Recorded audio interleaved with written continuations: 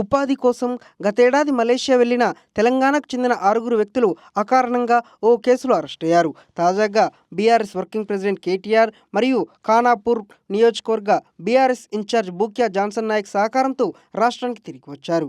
నిజామాబాద్ జిల్లా కడెం మండలం, లింగాపూర్, దస్తూరాబాద్ మండలం మున్యాల్ గ్రామాలకు చెందిన 6 వ్యక్తులు గతేడాది మలేషియాకు వెళ్లారు.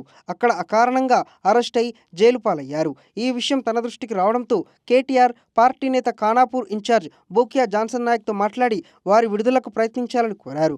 బాధిత కుటుంబాలను కలిసిన బూక్యా జాన్సన్ నాయక్ వారి పరిస్థితిని తెలుసుకున్నారు. అనంతరం కేటీఆర్ సూచనతో మార్చి నెలలో మలేషియా వెళ్లిన జాన్సన్ జైల్లో ఉన్న లింగాపూర్ గ్రామానికి చెందిన రాచకొండ నరేష్, తలారి భాస్కర్, గురజాల శంకర్, గురిజాల రాజేశ్వర్, గుండా శ్రీనివాస్, మున్యాల్ గ్రామానికి చెందిన యమునూరి రవీందర్లను ఓదార్చారు.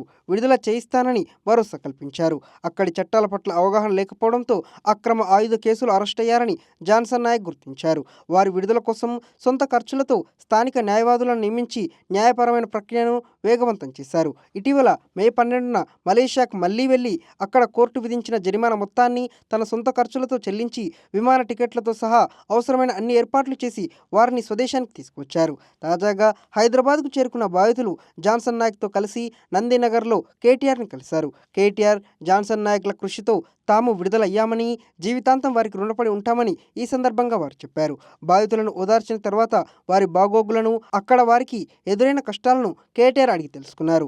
వారి పరిస్థితి పట్ల ఆవేదన వ్యక్తం చేసిన కేటీఆర్, భారత రాయబార కార్యాలయం కానీ, తెలంగాణ ప్రభుత్వం కానీ బాధితులను విడిపించేందుకు ఎలాంటి చర్యలు చేపట్టకపోవడం దారుణమన్నారు. కనీసం న్యాయవాదులను పెట్టి వెంటనే విడిపిస్తే బాగుండేదన్నారు.